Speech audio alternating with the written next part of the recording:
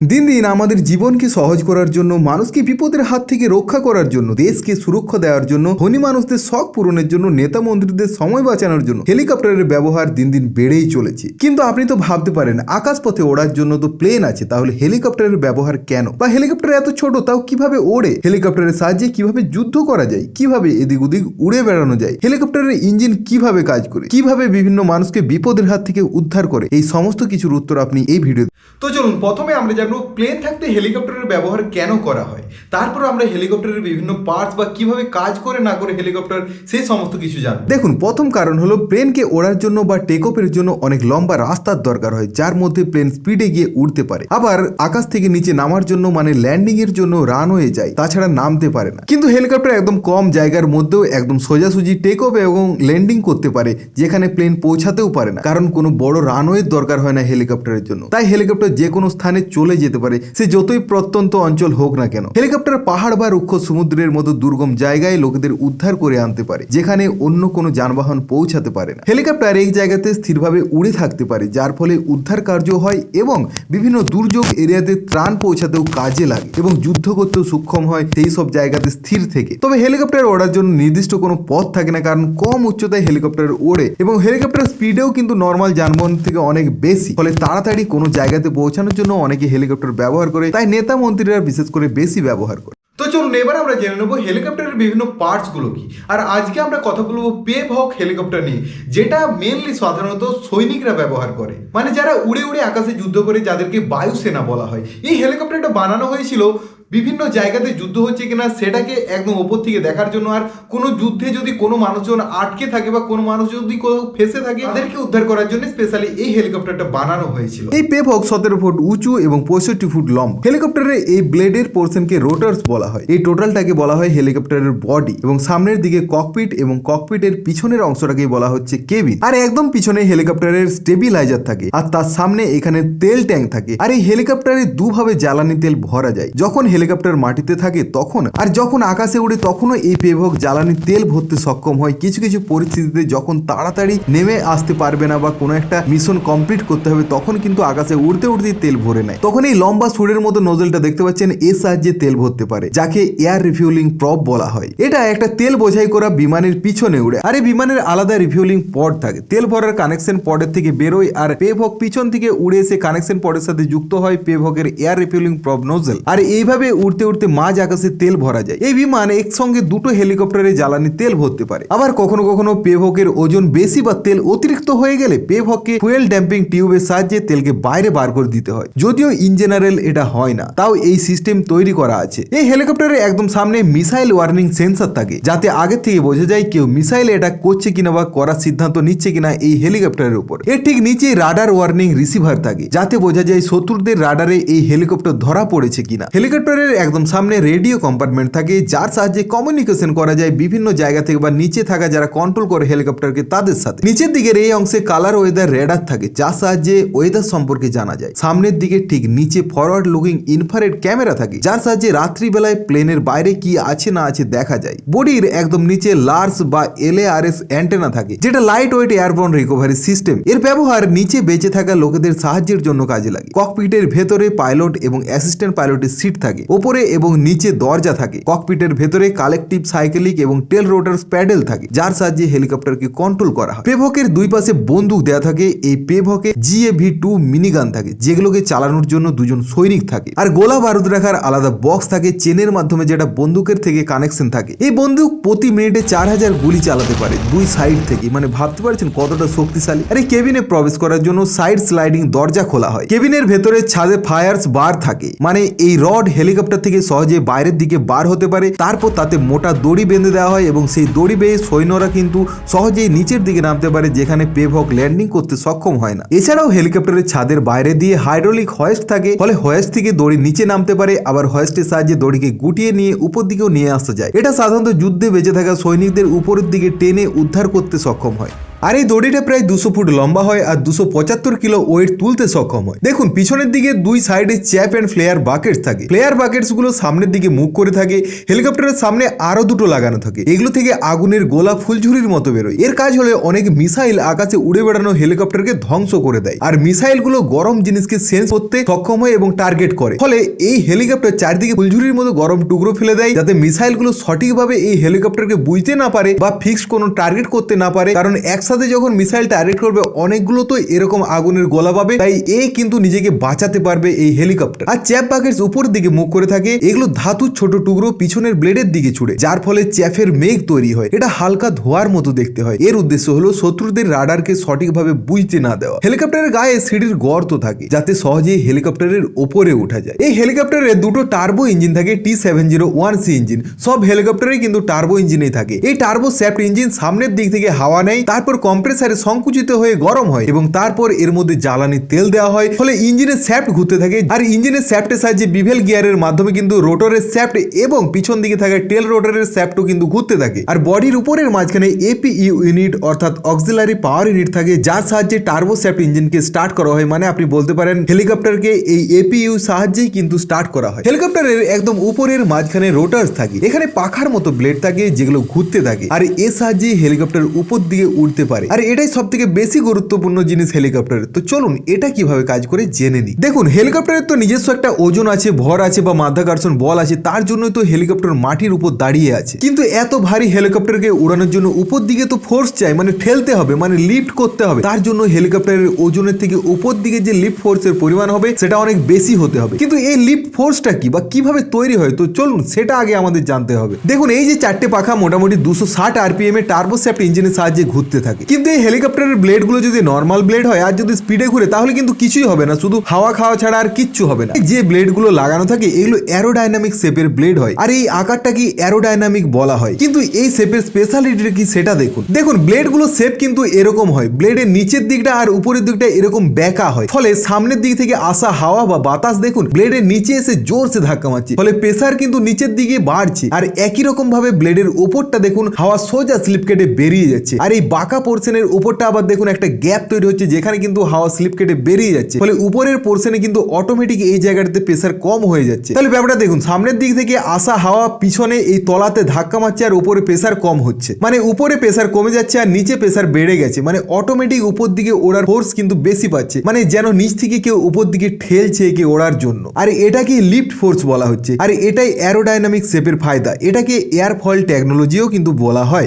এই ব্লেডের অ্যাঙ্গেল গুলো যত বেশি হবে, মানে যতটা বেশি বাঁকা হবে পিছন দিকটা, তত বেশি উপর দিকে ওঠার লিফট ফোর্স তৈরি করতে পারবে। এবার দেখুন যদি হেলিকপ্টারের পিছন দিকের ব্লেডের অ্যাঙ্গেল গুলো বেশি থাকে বাকি ব্লেড গুলোর তুলনায়, তাহলে তো পিছন দিকের এই ব্লেডে ওপরে ওঠার বল বেশি পাবে, মানে বাকিগুলোর তুলনায়, কারণ বাকি ব্লেড গুলোর কোণ তো অনেক কম। আর হিসাব মতো এই জন্য হেলিকপ্টারটা কিন্তু সামনের দিকে বেশি ঝুঁকে পড়বে, কারণ পিছন দিকে বেশি ওঠার ফোর্স পাচ্ছে, মানে এইভাবে।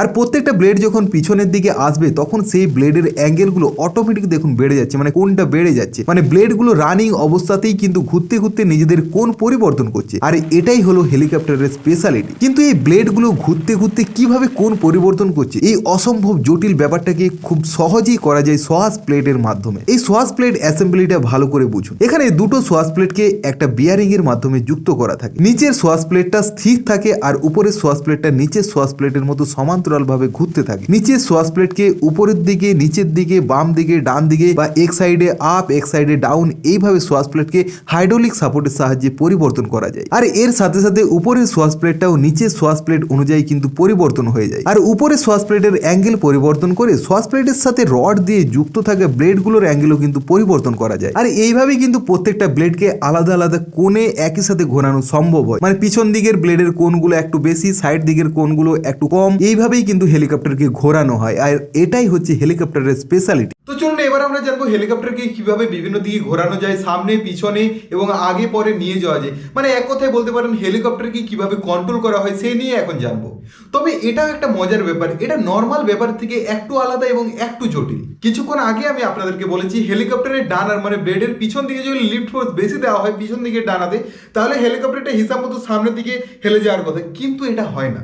আনফরচুনেটলি এটা হয় না হেলিকপ্টারে।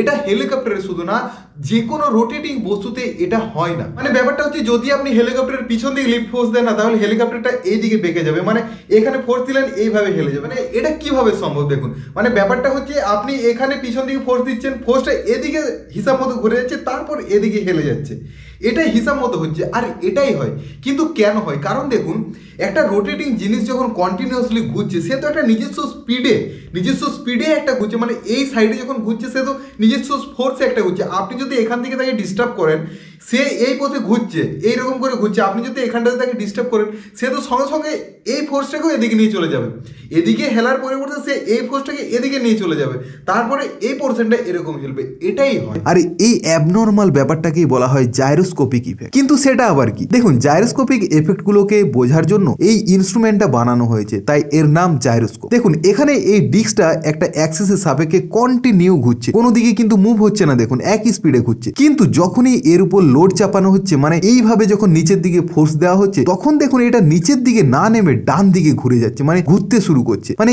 এই লোডটা কাজ করছে 90 ডিগ্রি ঘুরে গিয়ে। আর এইভাবেই হেলিকপ্টারকে তার ঘুরন্ত ব্লেডের সাহায্যে কন্ট্রোল করা হবে। এটা আপনি নিজেও কিন্তু ভালোভাবে বুঝতে পারবেন। যদি আপনার কাছে টেবিল ফ্যান থাকে, তাহলে টেবিল ফ্যানটাকে আগে এইভাবে হাতে ধরে নেবেন, মানে দেখুন এই অ্যাক্সিসের সাপেক্ষে টেবিল ফ্যানটা ঘুরছে, তারপর হঠাৎ এভাবে ঘোরাবেন, মানে অ্যাক্সিসটাকে ঘোরাবেন যে অ্যাক্সিসের সাহায্যে ঘুরছে, হঠাৎ দেখবেন সেম জিনিস হচ্ছে, মানে টেবিল ফ্যানটা বাম দিকে ঝুঁকে যাচ্ছে। মানে যে অ্যাক্সিসে ঘুরছে সেই অ্যাক্সিসটাকে যখনই আপনি পরিবর্তন করতে যাবেন, হঠাৎ তখনই দেখবেন এইভাবে ঘুরে যাবে। কিন্তু তখন আপনি আবার ভাবতে পারেন, তাহলে টেবিল ফ্যান রিভলভিং এর সাহায্যে অটোমেটিক ঘুরে কিভাবে, মানে কিভাবে অ্যাক্সিস চেঞ্জ করে? কারণ দেখুন, টেবিল ফ্যানের পাখার অ্যাক্সিসকে ফিক্সড সাপোর্টের সাহায্যে ধীরে ধীরে ঘোরানো হয়, কিন্তু হেলিকপ্টার বা জাইরোস্কোপ ইনস্ট্রুমেন্টে কোনো রকম সেরকম কনস্ট্যান্ট থাকে না বা কোনো সাপোর্ট থাকে না, তাই সেখানে ভালোভাবে জাইরোস্কোপিক এফেক্টটাকে বা প্রভাবটাকে লক্ষ্য করা যায় এবং বোঝা যায়। আর হেলিকপ্টারও তো ফ্রিলি ওড়ে আকাশে, সেখানেও তো কোনো ঠিক সাপোর্ট পায় না, তাই জাইরোস্কোপিক এফেক্টের নর্মাল প্রভাবেই কিন্তু হেলিকপ্টার কাজ করে এবং হেলিকপ্টারের উপর নর্মাল প্রভাবটাই কিন্তু দেখা যায়। তাই হেলিকপ্টারে কি হয় দেখুন, যদি হেলিকপ্টারের ব্লেডের পিছনে এরকম বেশি লিফট ফোর্স দেওয়া হয়, সেই লিফট ফোর্স সঙ্গে সঙ্গে ট্রান্সফার হয়ে যায় 90 ডিগ্রি দূরে। তাই পিছনে লিফট ফোর্স দিলে বাম দিকে বেঁকে যায় হেলিকপ্টারটা, আর বাম দিকের ডানায় ফোর্স দিলে সেটা পিছন দিকে ট্রান্সফার হয়ে যায়, তাই তখন হেলিকপ্টারটা সামনের দিকে ঝুঁকে পড়ে। আর এই সব ব্যাপারগুলো অটোমেটিক কন্ট্রোল হয়, তাই পাইলটকে আলাদাভাবে কিছু মাথা ঘামাতে হয় না। এবার আর একটা জিনিস দেখুন, কোনো জিনিস যখন ঘোরে তখন তো কোনো স্থির বস্তুকে কেন্দ্র করে ঘোরে। যেমন যখন ফ্যানের ব্লেডগুলো ঘোরে, তখন ফ্যানের কেন্দ্রবিন্দুতে যে অ্যাক্সেলটা বা রডটা থাকে তাকে কেন্দ্র করে ব্লেডগুলো ঘোরে, আর সেই অ্যাক্সেল বা রডটার পজিশন কিন্তু ফিক্স থাকে। সেই রকমই হেলিকপ্টার যখন মাটিতে দাঁড়িয়ে থাকে, তখন হেলিকপ্টারের ব্লেডগুলো হেলিকপ্টারের কেন্দ্রে রোটার শ্যাফটের সাপেক্ষে ঘোরে। রোটার শ্যাফট হেলিকপ্টারের সাথে ফিক্স থাকে, আর হেলিকপ্টার মাটিতে ফিক্সড হয়ে দাঁড়িয়ে থাকে। কিন্তু যখন হেলিকপ্টারটা ভাসমান অবস্থায় থাকবে, তখন তো আর হেলিকপ্টার মাটির সাথে ফিক্সড হয়ে থাকতে পারবে না যে ব্লেডগুলো ফিক্সড কোনো বস্তুকে কেন্দ্র করে ঘুরতে পারবে। যখন হেলিকপ্টারের ব্লেডগুলো ঘুরবে, তখন তো কোনো ফিক্সড জিনিসকে কেন্দ্র করে ঘুরতে পারছে না, তাই হেলিকপ্টারও তার উল্টো দিকে ঘুরতে শুরু করবে। তখন হেলিকপ্টারকে আর কন্ট্রোল করা যাবে না, ফলে হেলিকপ্টার তখন না উপর দিকে যেতে পারবে, না নিচের দিকে নামতে পারবে, না এদিক ওদিক করতে পারবে। সুতরাং সঠিকভাবে হেলিকপ্টারকে ওড়ার জন্য হেলিকপ্টারকে ফিক্সড করতে হবে, মানে উড়ন্ত অবস্থায় হেলিকপ্টারটা যেদিকে ঘুরতে যাচ্ছে তার অপোজিট দিকে আমাদেরকে ফোর্স দিতে হবে, তাহলেই কিন্তু হেলিকপ্টারটা ফিক্স থাকবে। আর তার জন্য পিছন দিকে টেলস রোটার লাগানো থাকে, আর টেল রোটার্স এর ব্লেডেরও অ্যাঙ্গেলগুলোকে কিন্তু কম বেশি করানো যায়, মানে পিচ কন্ট্রোল করা যায়। আর এই টেল রোটার্স এর ব্লেডগুলো দেখো ইনস্টল থাকে 20 থেকে 25 ডিগ্রি অ্যাঙ্গেলে, ফলে সামনের দিক থেকে যখন হাওয়া আসে, তখন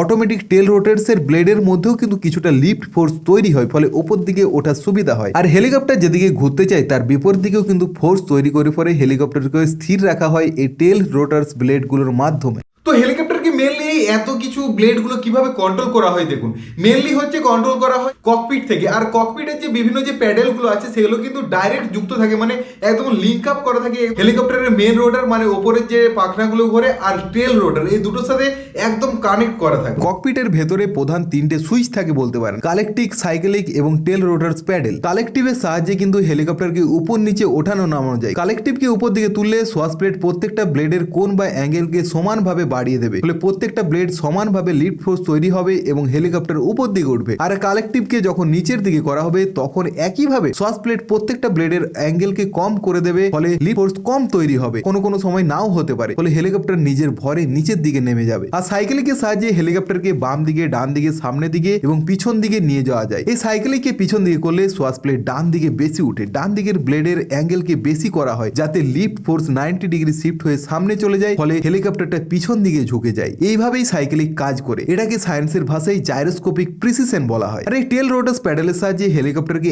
একই জায়গায় স্থির রেখে বাম দিকে ডান দিকে ঘোরাতে সাহায্য করে। এই টেল রোটার্সের ব্লেডের পিচ মানে অ্যাঙ্গেল কম বেশি করে হেলিকপ্টারকে স্থির রেখে উড়তেও সাহায্য করে। আর হেলিকপ্টারের পিছন দিকে থাকে হরাইজন্টাল স্টেবিলাইজার। এটা নিচের দিকে প্রেসার বা ফোর্স দিতে সক্ষম হয়, যেটা লিফট ফোর্সের ঠিক উল্টোটা। লিফট ফোর্স উপর দিকে প্রেসার দেয় আর এটা নিচের দিকে প্রেসার তৈরি করতে পারে। এই শেপটা দেখুন ব্লেডের শেপের ঠিক উল্টোটা, মানে ব্লেডটাকে উল্টো দিকে বসানো আছে যাতে প্রেসারটা নিচের দিকে তৈরি হতে পারে। এর ফলে হেলিকপ্টার বেশিক্ষণ সময় ধরে বাতাসের মধ্যে ভেসে থাকতে পারে। আর যখন হেলিকপ্টার সামনের দিকে যাবে তখন হেলিকপ্টার এইভাবে সামনের দিকে মুখ উঁচু করে পরে আগিয়ে যেতে পারবে। আর এইভাবেই কিন্তু মেনলি সমস্ত হেলিকপ্টার গুলো কাজ করে। আর এই যুদ্ধ করা হেলিকপ্টার গুলো কিন্তু ফোল্ডেবল হয়, যাতে প্লেনের মধ্যে ভরে গিয়ে মাঝ আকাশে উড়তে পারে বা জাহাজের মধ্যে গিয়েও নিয়ে গিয়ে মাঝ সমুদ্র থেকে আকাশে উড়তে পারে। আর এইভাবেই কিন্তু হেলিকপ্টার কাজ করে। তাই হেলিকপ্টারের পাইলট খুব স্কিল হতে হয়।